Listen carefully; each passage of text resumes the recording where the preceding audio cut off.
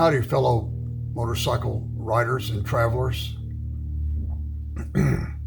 This video is going to be a little bit different.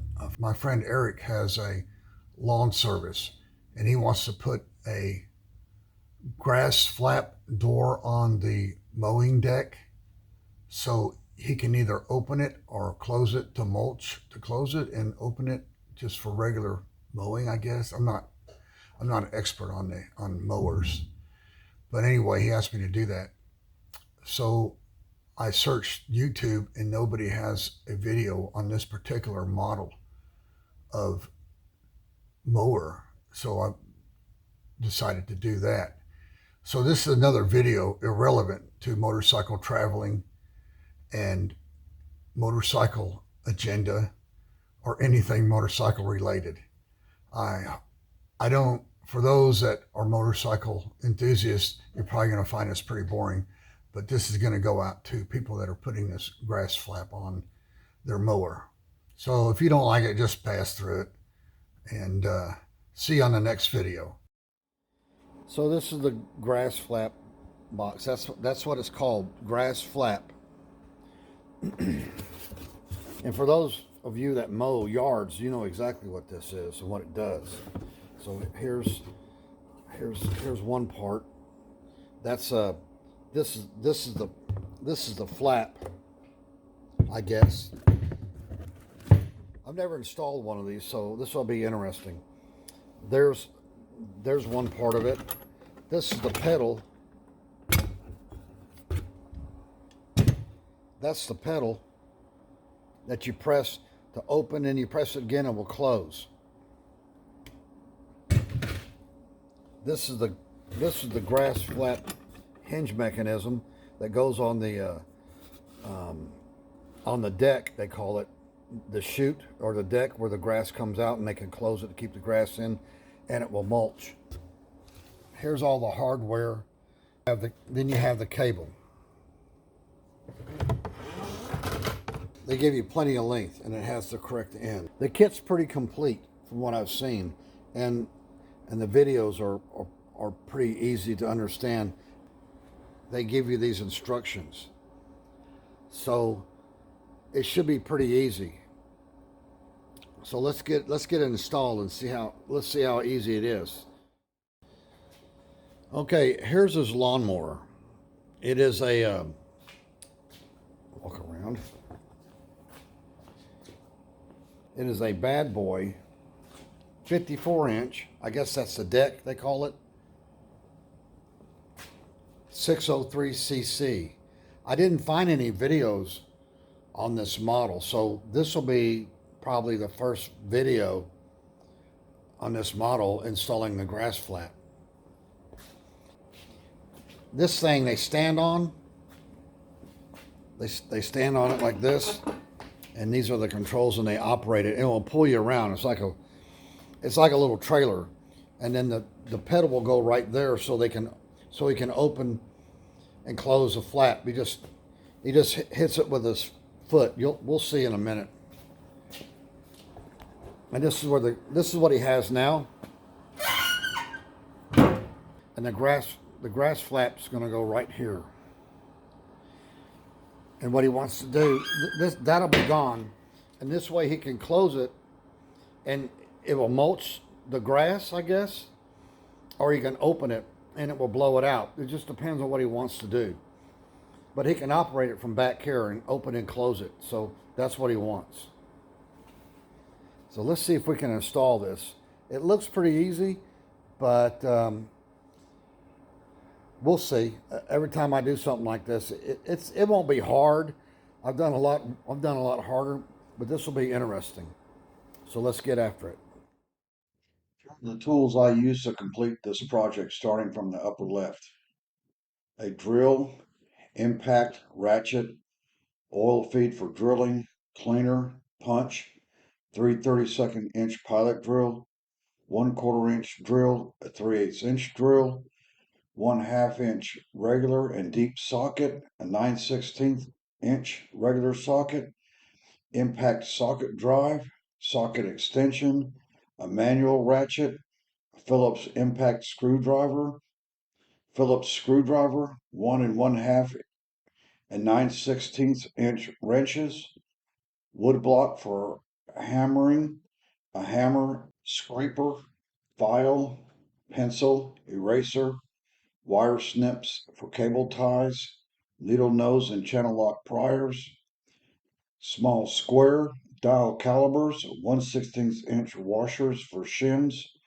painter's tape, cleaning brush, and shop towels.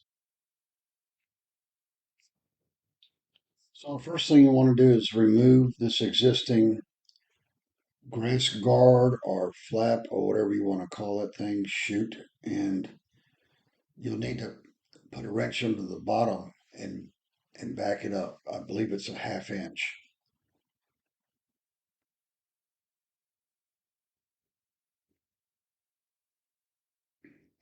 Now, of course, I'm going to clean it off with a brush and some cleaner, just to have a nice clean work surface. And then I'm also going to remove that sticker. It gives you your cutting heights when you want to lower or raise the cutting deck. And I'm going to move that over there or somewhere around there. Put some and spray the back of it with adhesive. So right now I'm going to line up the grass flat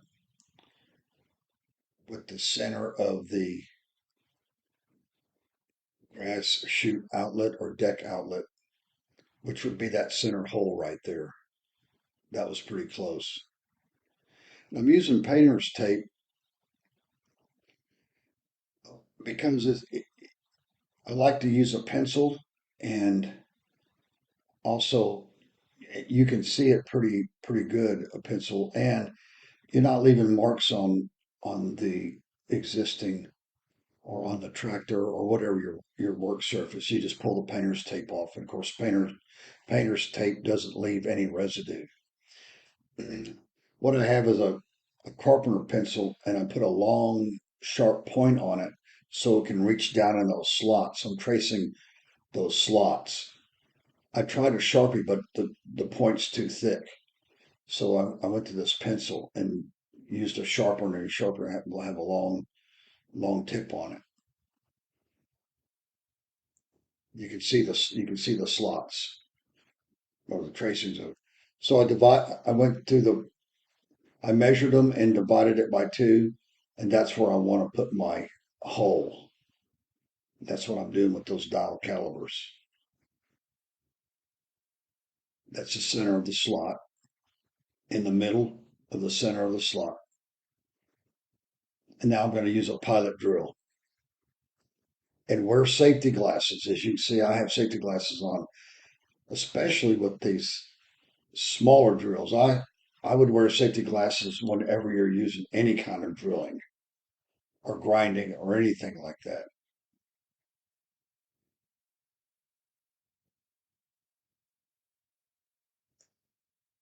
So I've got some oil.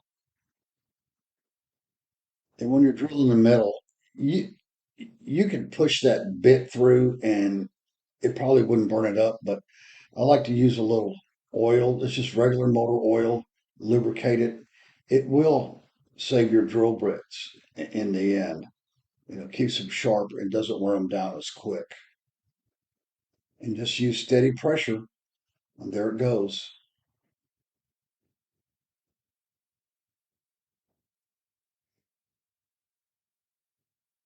Now I'm stepping the drills. Now I'm using a 1/4 inch drill because if you the hole's going to be a 3/8. If you just try to use a 3/8 bit, yeah, it'll work, but it's a lot easier just to step the holes up. And here again, I'm using steady pressure, and I put some oil on the bit so I don't burn up my bits.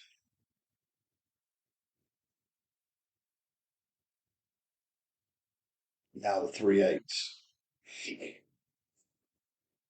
and I put some oil,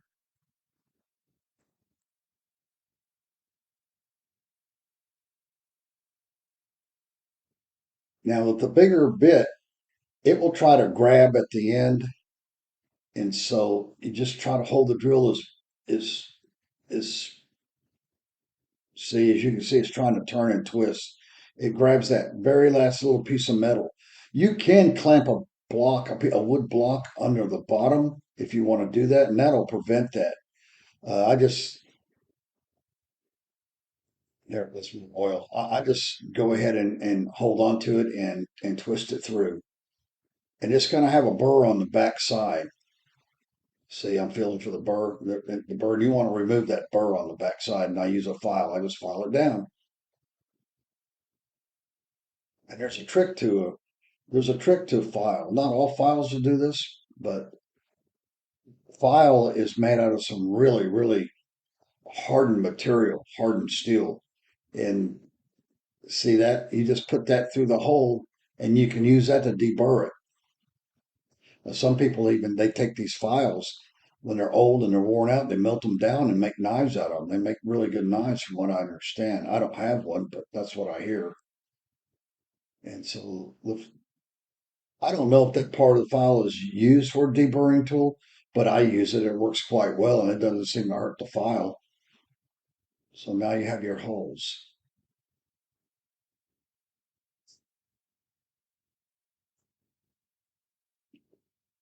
Those are the kit came with a couple size spacers. These are the smallest ones. And they have some, or standoffs would be a better name for them. And I use the other standoffs, as you will see later in the video, as a way to put in the as a way to put in the T-nuts. So also what I did, and it didn't come with the kit, is I put a washer on the back side of that bolt on the head, on the underside of that cutting deck. I just didn't want that bolt head to pull through. So now you have to put a wrench on the back side, and then I slightly tightened them with the impact. So this way I can adjust it. And get the other one.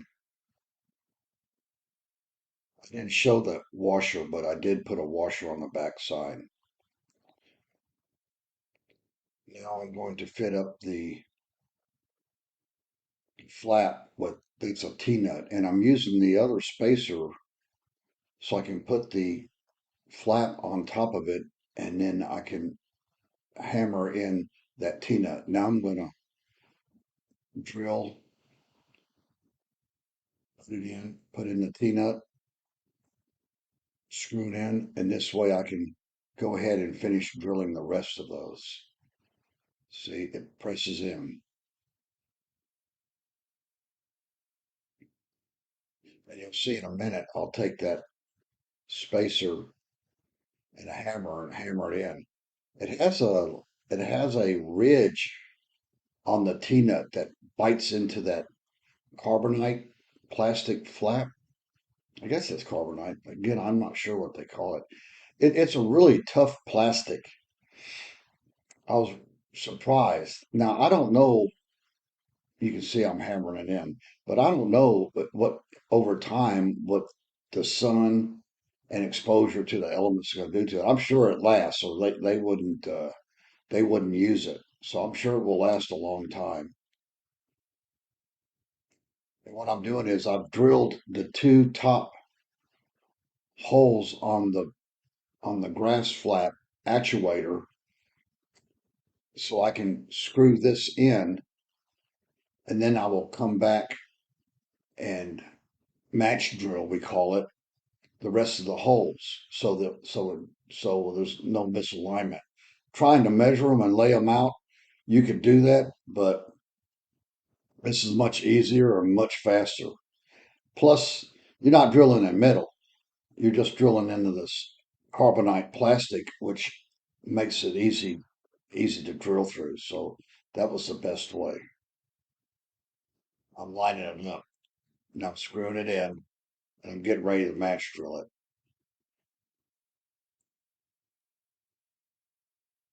And you notice the grass flap actuator is loose, so I can line it up. And now I'm going to match drill. Here we go. It's real simple, real easy. Not hard at all. Don't need any oil. And that's a 1/4 inch drill. Works perfect. So now what I'm going to do is put in what they call the deflector. I'm using those washers. Those are 1/16 washers as a spacer for the deflector off the top of the deck.